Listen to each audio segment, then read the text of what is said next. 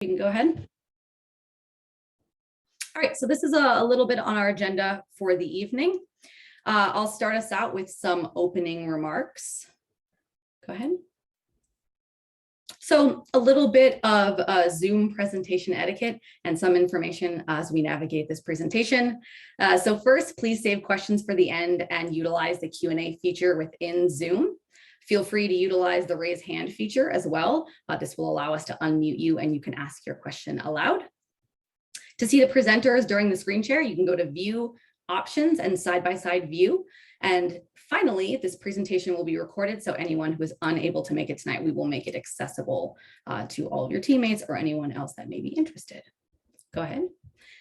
So a quick word from our sponsors. So our first sponsor is Spieth. So they offer a 15% discount on any equipment for any gym hosting an Naigc club. Currently, they're running discounts on home equipment. It comes with this free shipping with that promo code Naigc member 15. We also have DGS. They offer 10% discount on any purchases by Naigc members.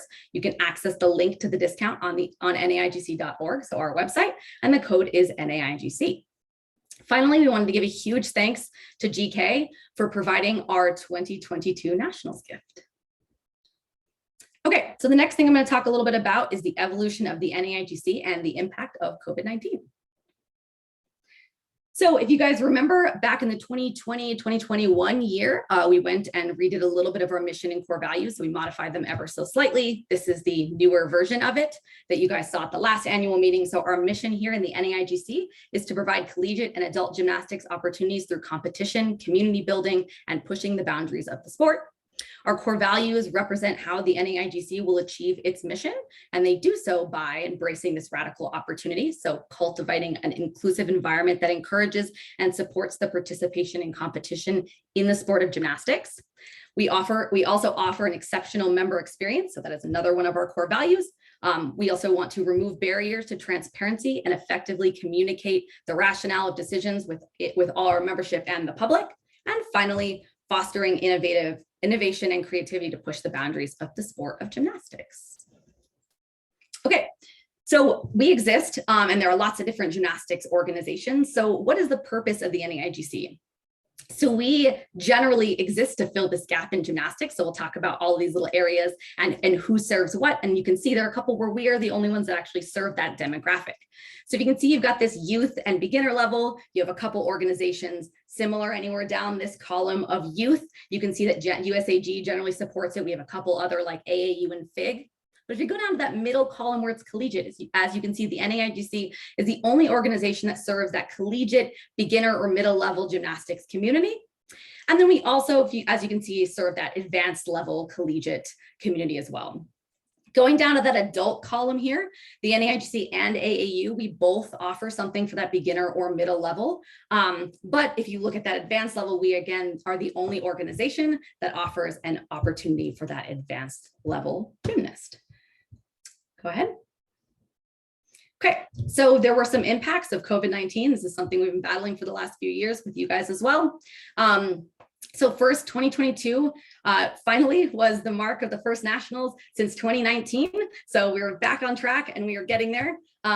We also this year did manage to increase in offering and offering and having some participation in these virtual events. If you guys remember, we had some of these really cool virtual events over the last year. We also finally began in-person sanctioned events again this past season. If you remember, we had them revoked and removed for the year before that.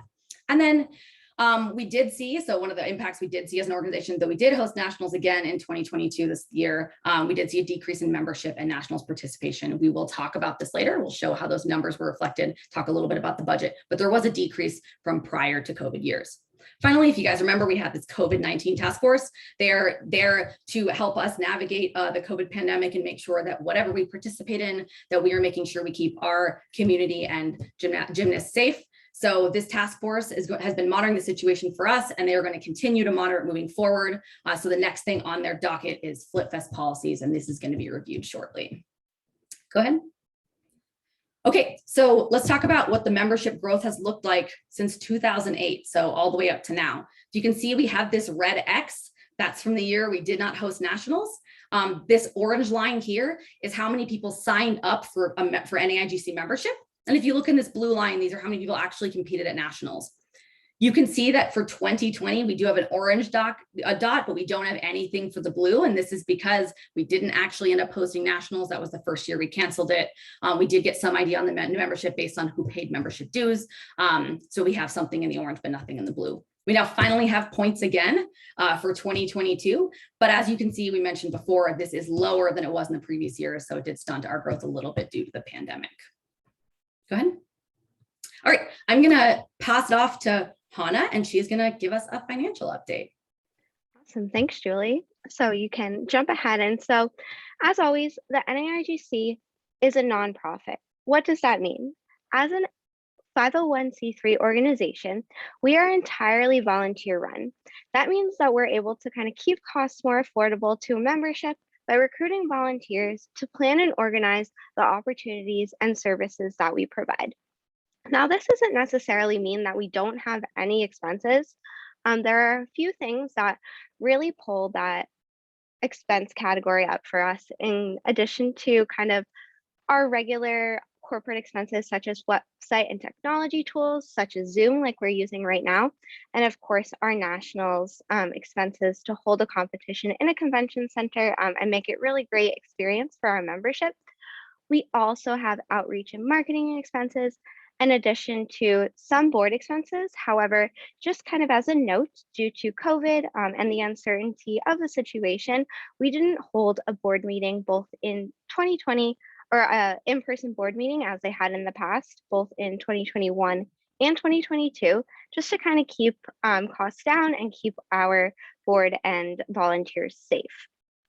As far as our income, so in years where we have a net income, this means that the revenue we've generated from nationals and from sanctioned events or whatever it may be exceeds the expenses that we have to pay.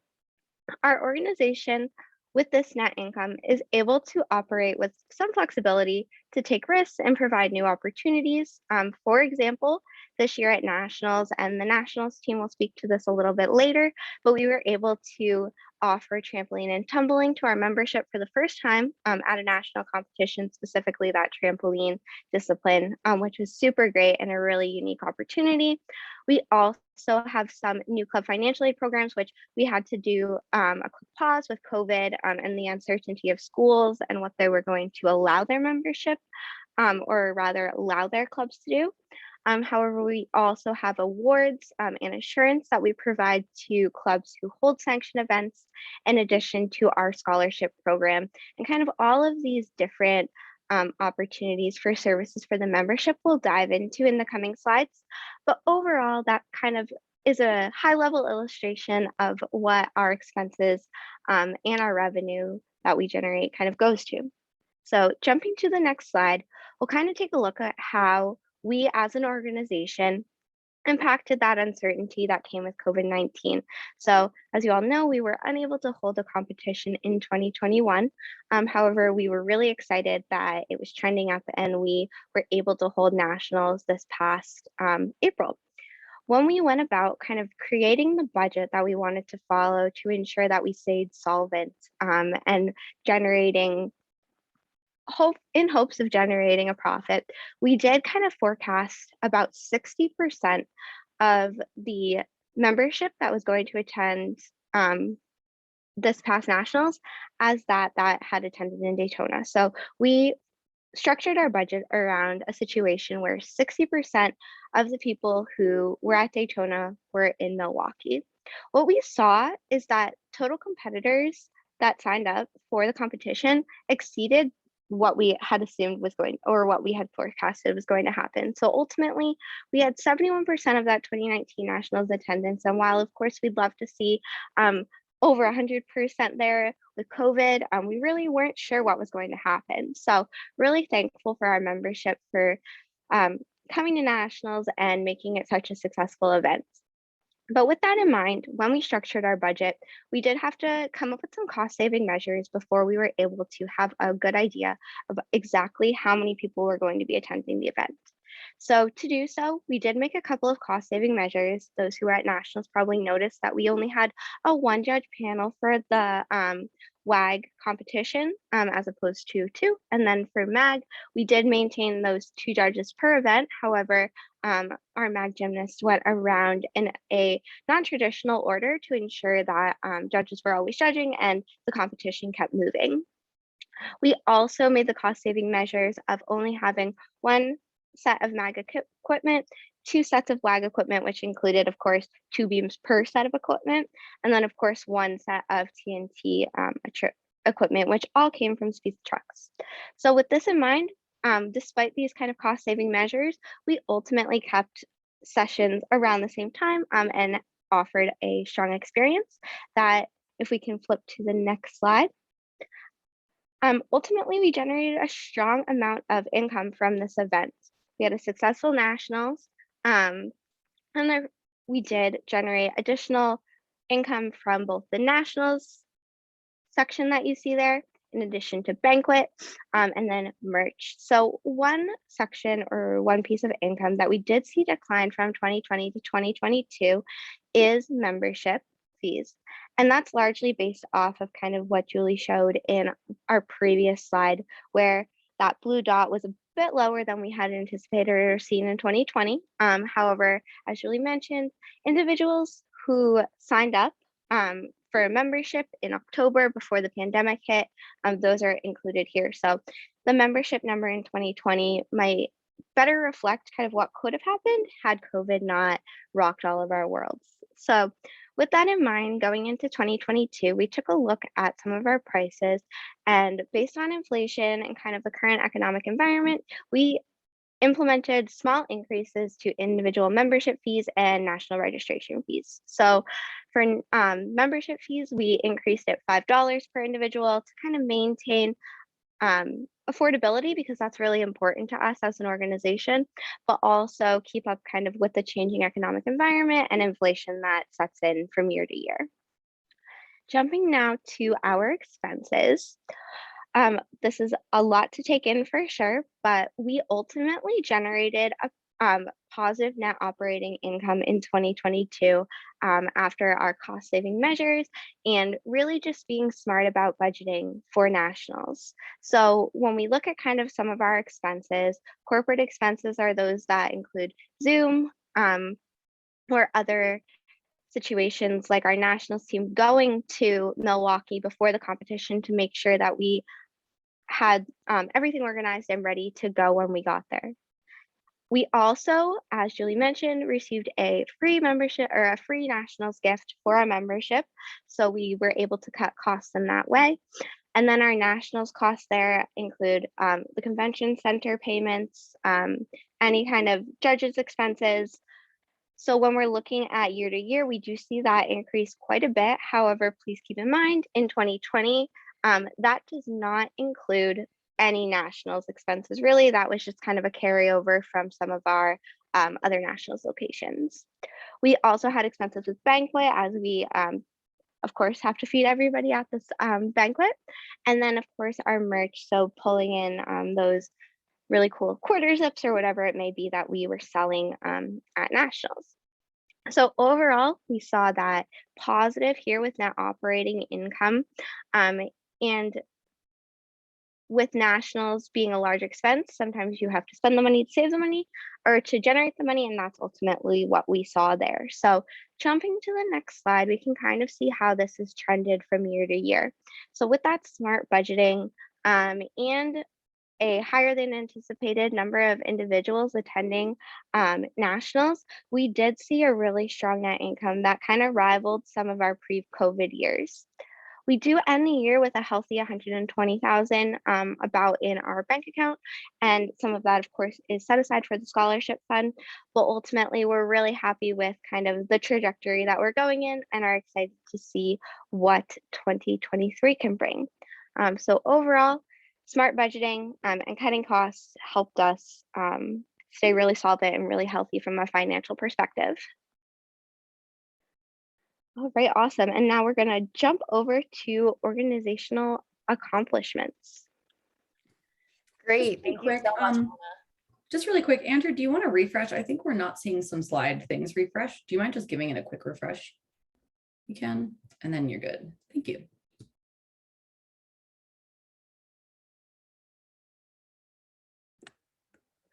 All right. Thank you so much, Andrew and Hannah. Um, my name is Tammy Shalom. I'm the Executive Director of the NAIGC, and I'm going to discuss some milestones from this past year, starting with events. So as you all know, we're very thrilled for the return of in-person events. In addition to sanctioning 14 competitions this year, we also held our annual national championships for the first time since 2019. We had over 1,000 athletes participate, and we offered all 4 TNT events for the first time. We offered United Artistic Gymnastics for the first time, and we even had a guest appearance from Olympian Chelsea Memmels. So that was very, very exciting. In addition to in-person events this year, we hosted our annual virtual alumni happy hour and our virtual stars competition. You can go to the next slide, please. Some other milestones from this past year include the development and implementation of our new online registration and scoring system. We also renewed many contracts with our longstanding sponsors, including GK, DGS, A1 Awards, Virtual Stars, and more. We also grew our volunteer base slightly this year, and we're hoping to continue to grow it further since we're all volunteer run. Recruiting new volunteers is essential for functioning, so we're always looking for people to get involved. We also developed new NAIGC resources, including a sponsorship packet and general information pamphlet. Our governance updated our strategic planning with new and long short-term goals. We also have 2 scholarship categories that are available. Applications are currently open. We have a first-year athlete award and an underrepresented athlete award. Both scholarships are $2,000 each.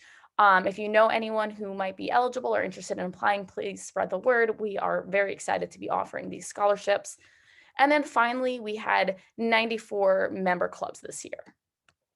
All right, we can go on to the next slide. All right, some educational material updates. We are so grateful to our rules team to be able to provide all of these helpful educational materials each year, including our social media posts that have educational tips and tricks. We have our MAG trivia, our Wednesday's WAG rules updates, and so much more. We also created new guides and new posters, all types of information for athletes, judges, coaches, readily available and easy to understand. We also created a new MAG code of points, which is very exciting, and added NAIGC skills to the WAG code of points. Finally, we launched a horizontal displacement judging course. So anyone interested can take that course and become a certified judge at the NAIGC event for trampoline and tumbling. And for the educational materials, if you're not currently following our social media account, NAIGC_rules info, and you can find out tons of helpful information. All right, finally, we are so excited for many more upcoming events. As you guys are aware, we have the board candidate Q&A session and nomination committee recommendations that are coming out May 5th. We have the election that's open from May 5th to May 16th. Please make sure you vote, it's super important. And then we have our annual NAIGC Flip Fest retreat in Crossville, Tennessee, gonna be August 12th to 14th.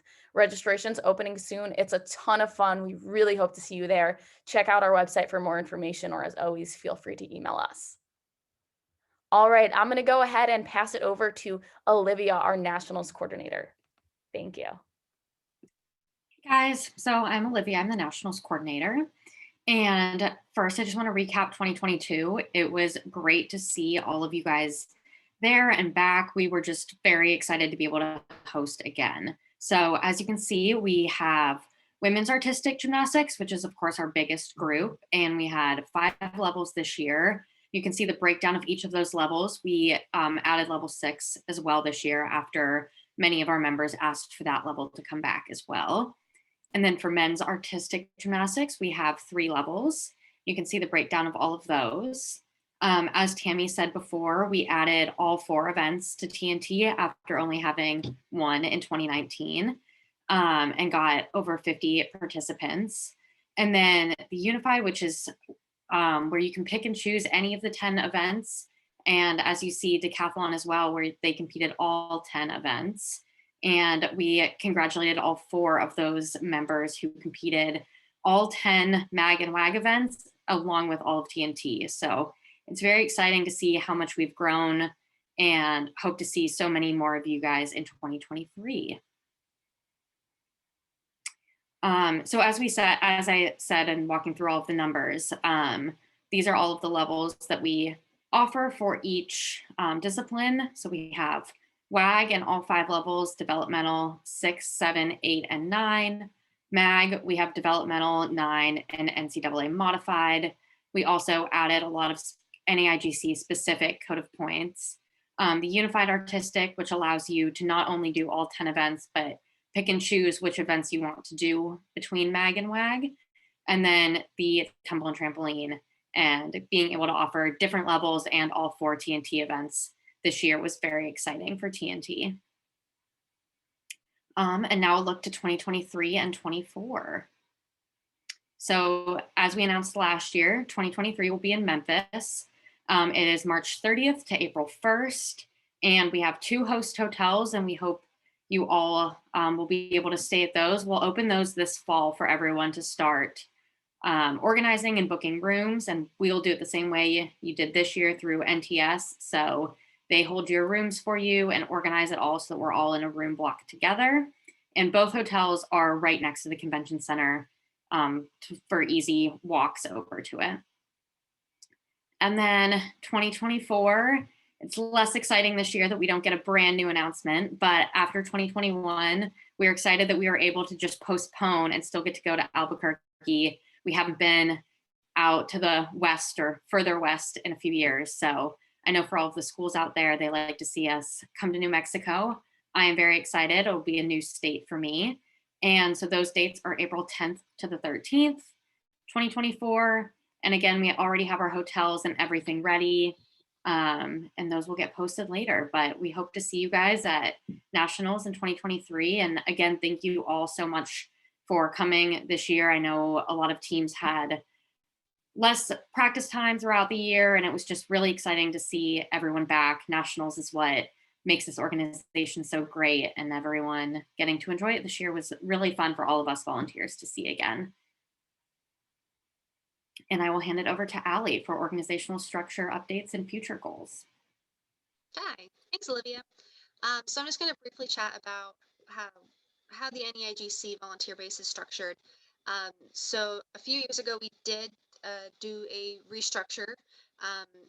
Originally, it used to be just one group of people all working kind of on similar items, but now we have a definitive split between those who are working on governance related tasks like drafting and enforcing any of our policies, all of our finance and strategic vision, and appointing an executive director, who the executive director will then oversee the operations side of the NEIGC.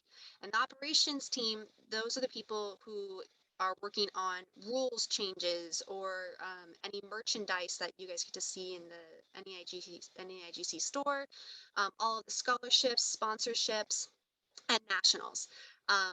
So we offer volunteer opportunities for either, whatever you're interested in.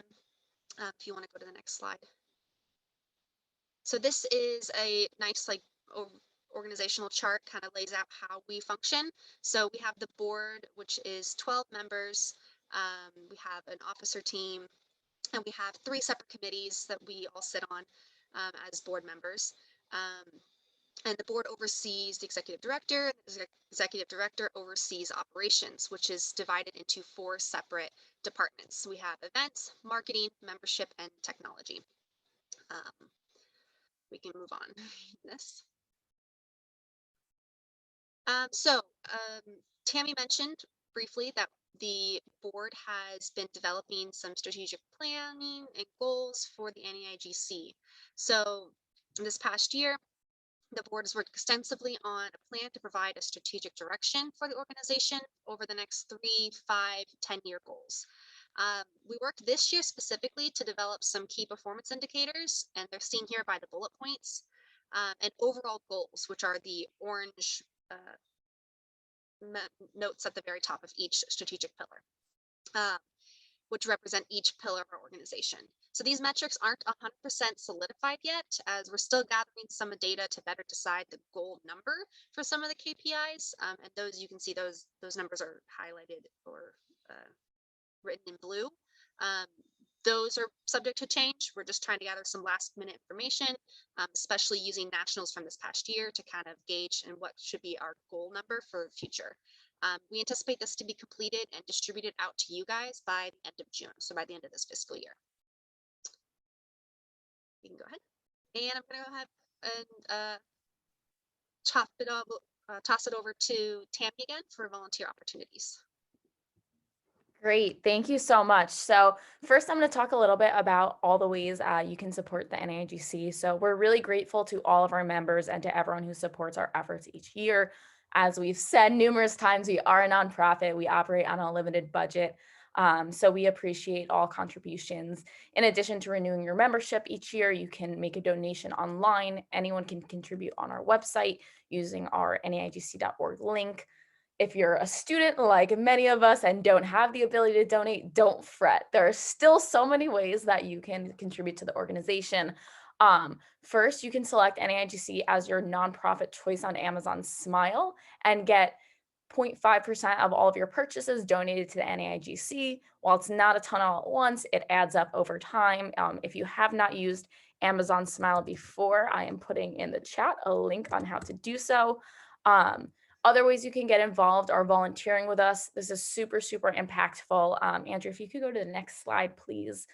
There are many open positions in operations. We're looking for help in our events department, marketing, membership, and technology.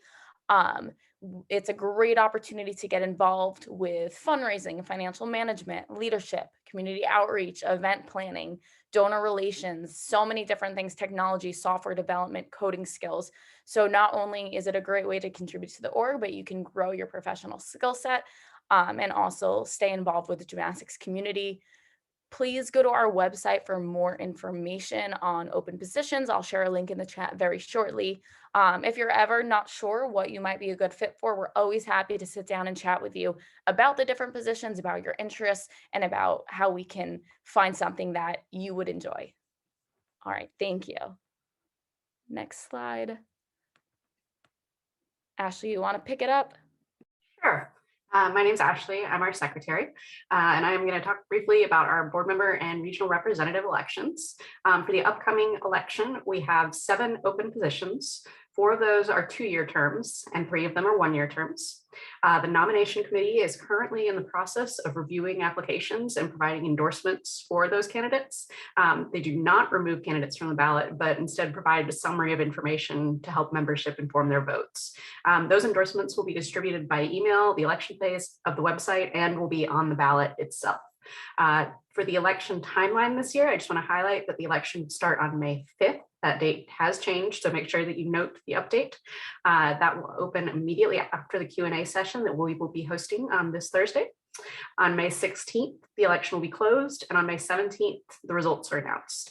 We also wanted to highlight that advisors to the board can assist with specific committees or tasks, and those applications are open year-round.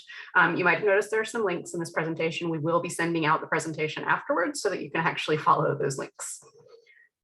We go to the next slide.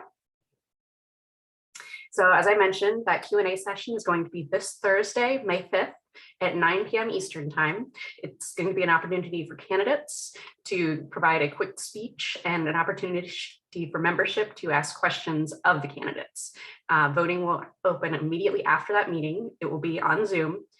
Please note, if you have registered for this webinar, or if you are a club contact for voting, you will be automatically registered for that Thursday webinar. So you will be getting a link either later this evening or possibly tomorrow morning.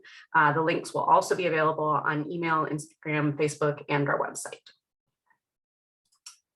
Okay, and that is going to take us to our Q&A section of the meeting. You can go ahead.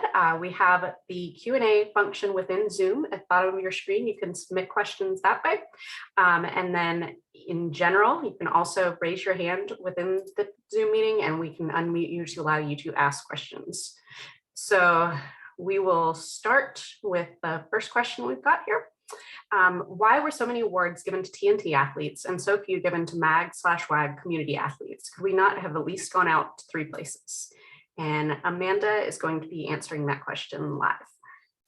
Yeah, so hi, my name is Amanda Reynolds. I am the rules co-chair for TNT as well as the chair for WAG. So I can speak a little bit to this. There are two aspects towards this. So on the MAG and WAG side, as far as how awards and qualification for finals is determined, is that we have a certain number of awards that we can give out for each level. And we have raised that over the years as participation has increased, but we try and make sure that the awards are relatively equal in percentage based on collegiate and community. So if, let's say, 90% of the athletes are collegiate and 10% are community, that roughly comes out to, let's say, 9 awards for collegiate and 1 for community. And so because of that distribution, there do tend to be very few awards on the community side for both MAG and WAG. As far as the TNT awards, in general, we wanted to incentivize competing in TNT this year. And because it's not split collegiate and community, we offered a few more awards on that side. So because it wasn't split by division. And then we ended up, because of the last minute signups, added a few more awards so that it came out to be about the same percentage of what we were originally intending to award, which came out to be about 50% per level. And per event. So that's why those TNT award numbers are a significantly higher percentage than what generally comes across in both MAG and WAG.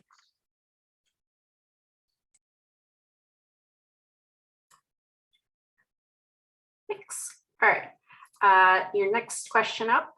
If you were on the board and did not attend nationals, why not? Who would like to take that question? Yeah, I'll address a couple of these actually. So first and foremost, I want to mention in terms of board members attending nationals, I do think that one of the main problems we have at the moment is that it's not super clear, right? With our new structure, there's operations and governance, and we are technically as board members not in charge of operations-based things. So one thing I had talked about with our leadership is maybe redoing our policy, or maybe adding something that allows us the opportunity to say that it would be an all hands on deck situation. So I do believe a lot of the board members that did not attend, there is this issue with whether or not it's within the jurisdiction of their job. And I think the goal would be in the future to have it be an all hands on deck situation. So I think that'll be something that'll be resolved for the future years. It kind of is going to depend on what operations needs. If they feel like they need the board there, it's something we'll adjust so that when people are coming onto the board, they understand that even though they are not involved in day-to-day operations at that level about events, that it will also include them coming to work the event itself. So we also had one more question, which was asking about the Q&A date. I'm not going to read it directly because I want to just encourage us to make appropriate questions, or we won't be able to read them directly. Your volunteers are working really hard, and I think it's really important to understand that they are doing this with their free time and not paid for it. One thing I want to mention is we did change the Q&A to a later date. So it was my choice to do that. And so I chose to do that because at this point, I believe it is best with the nomination committee and the way the nomination committee policy was brought on by the 2019-2020 board. It is intended that all election information is given out under the pretense of the nomination committee's endorsements coming alongside of it. I do think Q&As will be less valuable for people if after the nomination committee's endorsements come out, that's not an opportunity for people to ask questions specifically based on the nomination committee endorsements. So if you were to come ask a candidate a question after they give their 2-minute speech, you may have way more follow-up questions after the nomination committee releases their stuff. Since they are not ready to release their endorsements for candidates, all of it coming together so people can ask questions on their final product, I think is super important. I do know attendance is worse at the Q&A, so I encourage everybody on here to attend so that you are really well educated when it comes time for you guys to vote, because you voting on the people that sit here matters. Where the organization goes depends on your vote.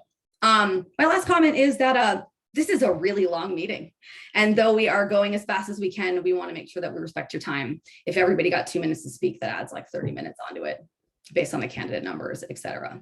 So I hope that answers some questions. I'm happy to follow up if we have more. If you haven't asked something yet, feel free to put it in the chat. We currently have no open questions. If anyone, okay, here come some questions. All right, next question. What does governance mean to you, and why does it not include proactive decision making? I'm gonna go ahead and defer these questions. Guys, we have to, it would be really great for us to make sure we ask appropriate questions. We have one more. I'll ask this one, or I'll help with this one. So how come the board approved? Yeah, you want to talk about it? Sure. So we did approve mask policies that were in the best interest of the organization. Oh, can you state the question? I can't see it yet. Sorry. Yeah, sorry. How come the board approved a strict mask policy for nationals, but then didn't really enforce it? So we approved this policy with the best interest of all of our members and the larger community and nation as a whole.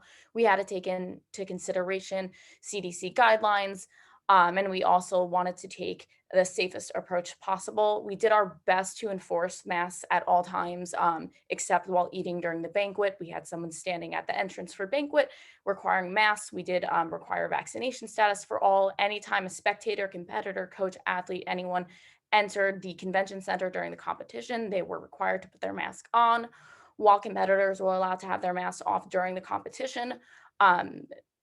We required everyone to have it on while not competing. It was hard to enforce. There are not many of us volunteers. There are maybe 20 or so at nationals. We did our best possible to enforce it as much as we could, and we appreciate everyone's help in adhering to these safety guidelines. And we, like I said, we did the best of our ability, and we hope to be able to keep everyone safe and the community safe.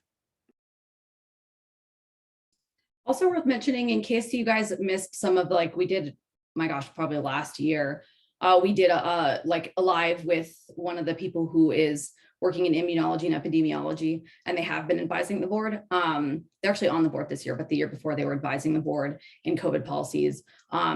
So a lot of the policies that have gone through have been something that she has reviewed, and has been something that has been related to her work and her expertise. And they are, Tammy had explained, closely related to the CDC policies and the metrics from the CDC. Do you guys have any more questions for us?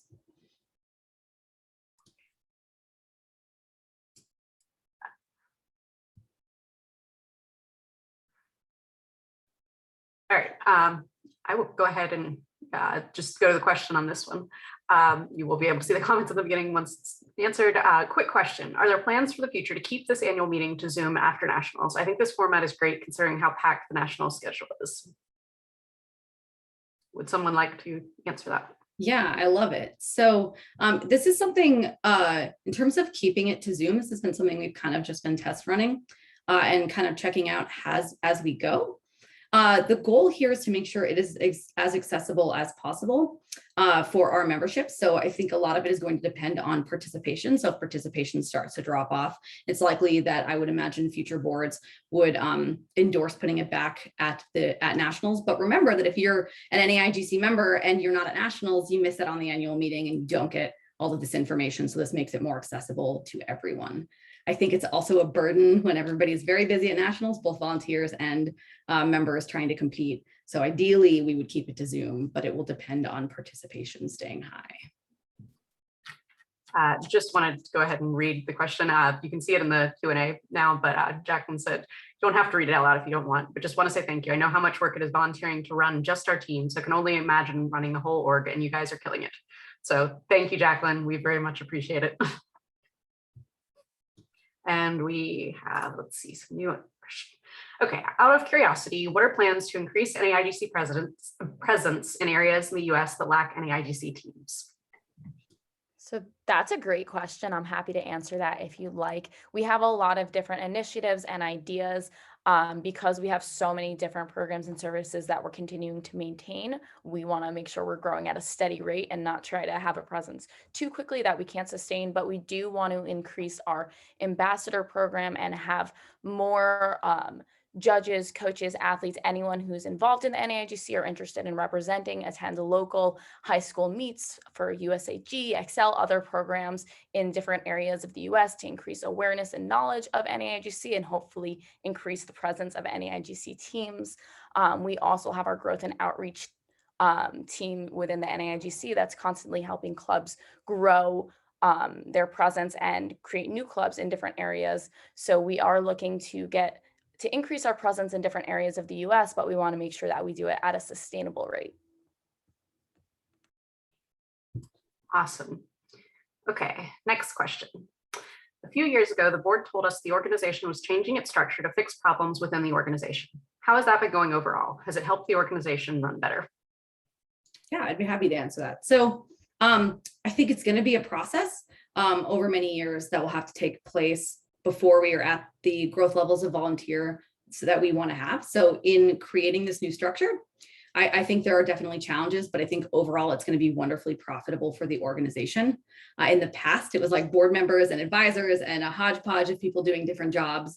And this allows people to kind of focus on individual jobs. I think it'll allow us to expand on what we offer within each subset of, like, even scholarships or events or things like that. Overall, I think it's going well. I can't say it doesn't come without gray areas that we have to kind of discover new solutions to problems on and things of that nature. I think maybe one of the most substantial at the moment is making sure we have enough volunteers to support the number of positions we have possible. I think these are all going to be things that happen and become stronger and better over time. I do think it's helping a lot of the problems the org had and was going to run across once we become larger and larger and larger. So overall, I think it was great. I think it was a good decision. I think it's going to be very profitable in the long haul. It does come with challenges day to day in the short term. Okay, next up. Will the Naigc be exploring offering Excel levels? And I think Yes. Yeah, I can speak to this. So like I said, I'm one of the people that's in charge of the WAG Rules Committee. And this is something that we're going to be visiting over the course of the early summer, just kind of reevaluating the levels we offer and making sure that we can best support everyone that wants to be involved in the WAG side of USAG. Or the WAG side of USAG, the WAG side of the Naigc, utilizing a lot of the USAG levels. I would strongly encourage, if you have thoughts or feelings about what levels you think would best support our membership, please fill out the national survey, or if you'd like to be further involved, definitely applying to be part of the rules teams is a great way to make sure that your voice is heard and that you can make sure to make sure your voice is heard and be involved in some of those decisions for the future.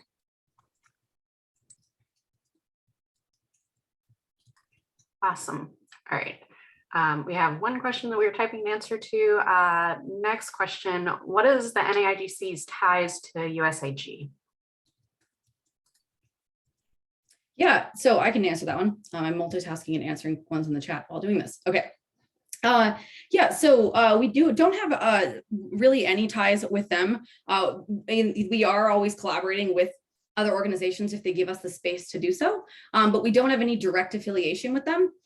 Worth mentioning that we are, and this is something we've mentioned a little bit last year, that we are collaborating with them on a project that they brought different stakeholders from different organizations to the table to kind of contribute to. So if you look way back, probably 8 months ago, some of the emails we had talked about how they had invited the Naigc to bring representatives in to collaborate with them on promoting men's gymnastics and finding ways to kind of grow men's gymnastics, because as we have seen, it is a suffering area of the sport.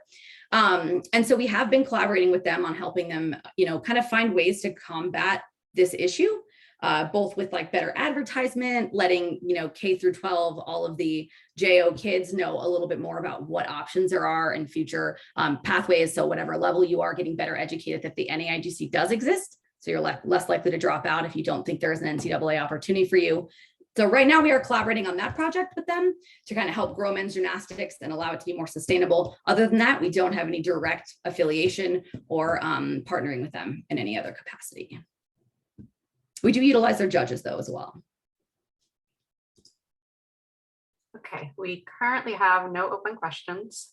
If anyone, okay, here's that one is more just a comment. Is there anything else? Danielle, Amanda, would you like to take the follow-up question? Yeah, so I was going to answer in the chat, but I'll say it here as well. There has not been a final decision. That will be something that happens over the next few months. So we generally release our rules sometime in October time. So there will definitely be a final decision by then. But for this summer, especially if you want to be involved in that decision, I would strongly recommend getting involved in the organization from a planning side. Next question. What about NAIGC's awareness of the new National Gymnastics Association? Sorry, let me click back. Yeah, I mean, I'm not sure that there's much for us to comment on that quite yet. I mean, I think I think at some point we will probably like have some sort of meeting with all of the other organizations, kind of hoping we are good about touching all of the bases. But at this point, because they aren't associated with us, I don't think that there is much for us to be involved in or be executing. I also want to note that part of our strategic vision and one of our pillars of our organization is helping out with the greater gymnastics community. So it is on our goals to create partnerships and communication with other gymnastics organizations in general. So we want to make that an effort.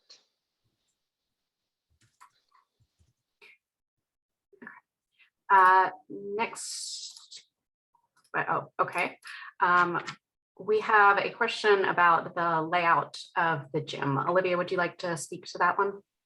Yeah, so I know I was one of the people yelling at a lot of you for going under, and the layout of the gym is frustrating. It's mostly because we don't want parents and spectators inside injuring you, not looking before they're walking across the gym. So we can have more answers or entrances to gyms as long as you guys all tell your parents and friends and family coming to not be inside the gym. So that's why we close them all off. It's for your safety so that spectators don't come in the gym and aren't watching where they're walking, because it is so open in there. I know it's frustrating. It's frustrating for everyone to have to walk all the way around, but we're looking out for your safety and we don't want the spectators inside of the gyms. Okay. We also have another nationals related question. Just in terms of scheduling for nationals 2023, this past year there were 5 days of nationals, but this next year only includes 3 days. Will there be no practice on Wednesday? Olivia, perhaps you can speak to that one.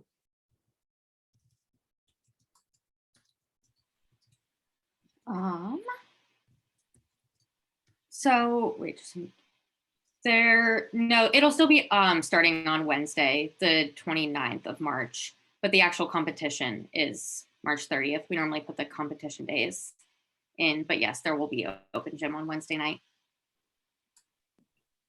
Then we also have a follow-up on the layout. It's not so much about the number of entrances, the location, like why not put one right by the restroom so people don't have to double back? We can definitely look at that in the future and make sure that there are more entrances near vital areas. Awesome. Okay, general question here. Does the NAIGC have a plan to increase their online media presence specifically or in general? Yeah, so I think we definitely have been growing our online media presence. We've created 2 new Instagrams, both an educational resource for rules as well as an NAIGC Fit Instagram account with different workouts and tips and tricks and nutrition led by our healthcare team. We also created a new TikTok recently and have re-engaged our Twitter account. So I do think we have increased social media, but we are always looking for new ideas. So if you have thoughts or comments on how we can grow our social media, feel free to reach out to us or volunteer for our public relations team. We're always trying to grow and do more. So thank you. We currently have 2 questions with answers being typed and no other open questions. I can also read the Northeast question out loud. Just absolutely, go for it. So someone asked if there's any possibility of nationals being held in the Northeast in the next few years. I know we missed going to Providence in 2020, and we are definitely looking into 2025 now. I will start planning that and looking at cities soon. We will definitely try to prioritize the Northeast. We just also have to make sure that there are cities with big enough convention centers, but also that are affordable enough to fly into and to get hotels in. So there does take a lot of planning and coordination going into choosing a city. It's not just choosing whichever city we want to go to. New York is way too expensive, unfortunately. Someone asked if New York City was an option.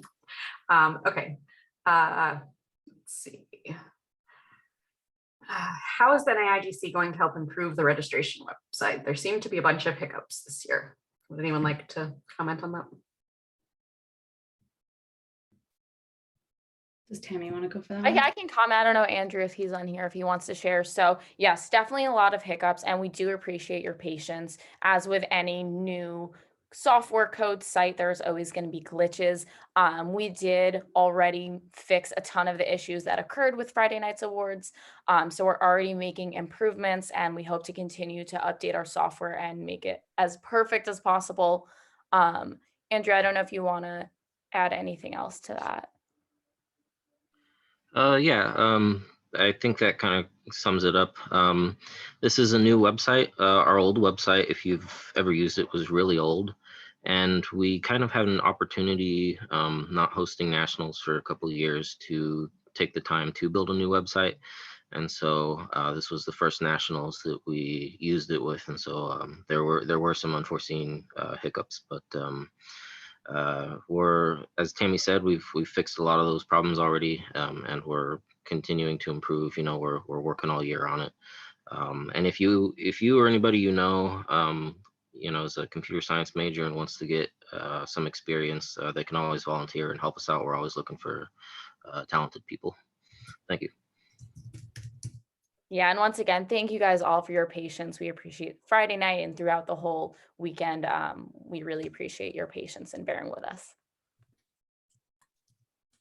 All right, we currently have no open questions and no raised hands. If there is anything else, please submit it quickly. And otherwise, I think we are going to be about ready to wrap up for the evening.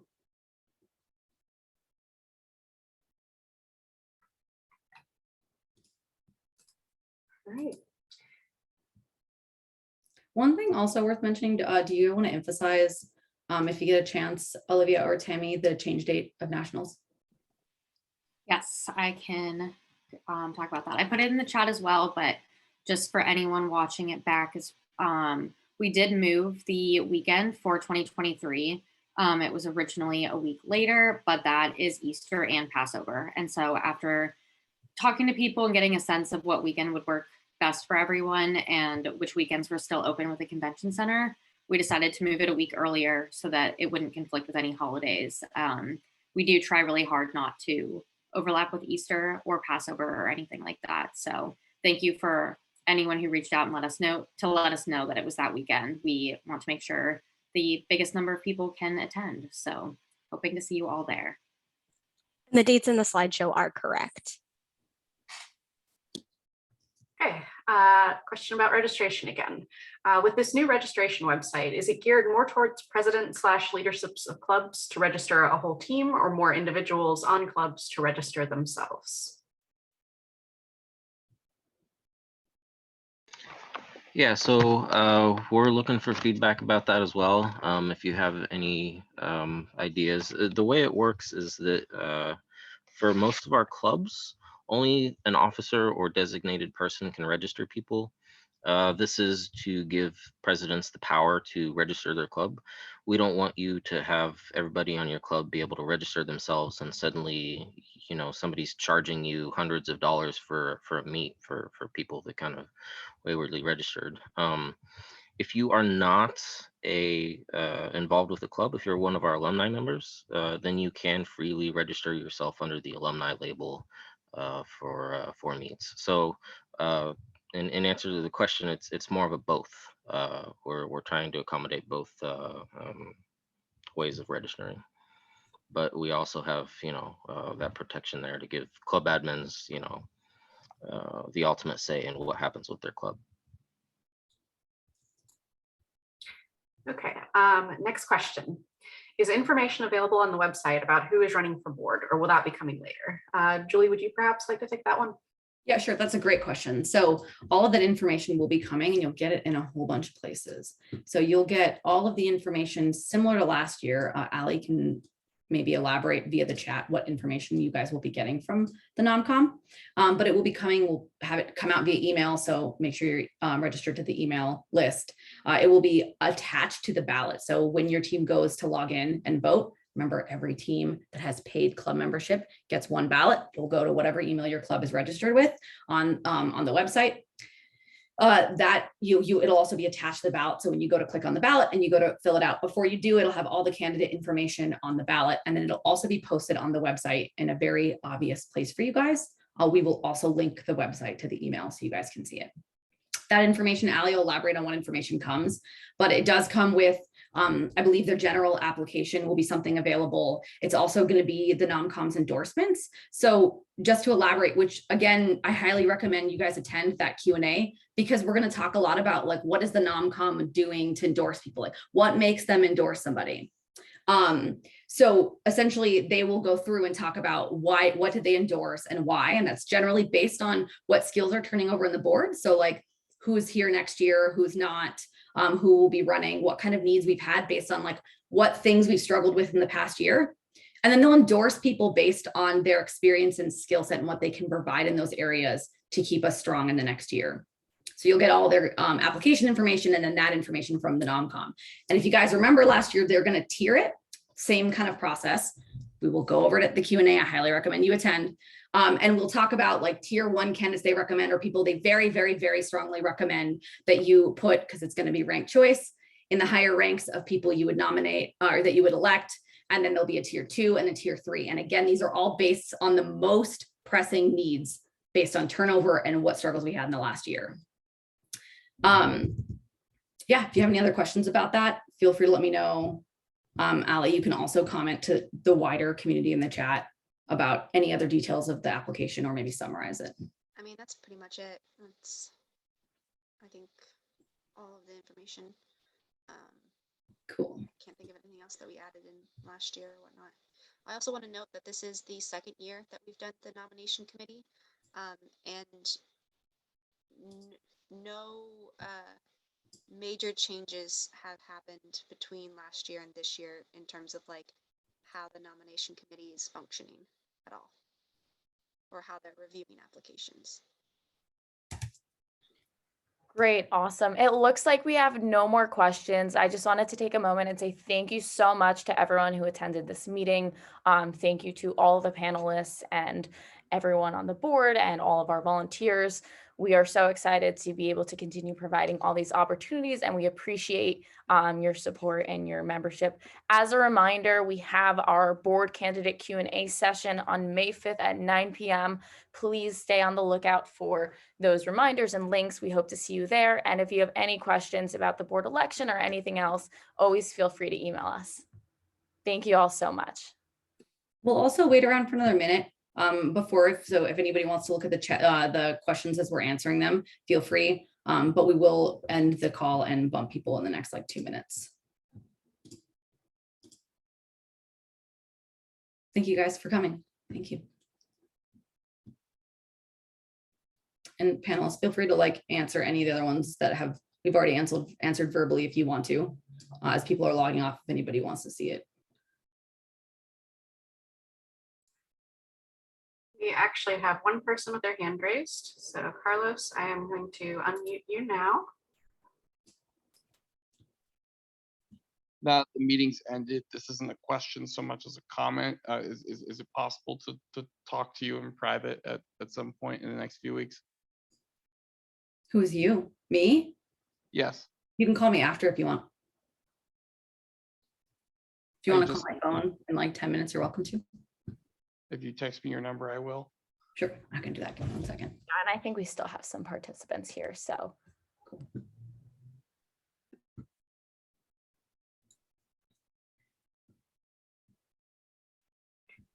Okay, it looks like we're wrapped up, so I'm going to stop the recording. Thanks everyone for coming.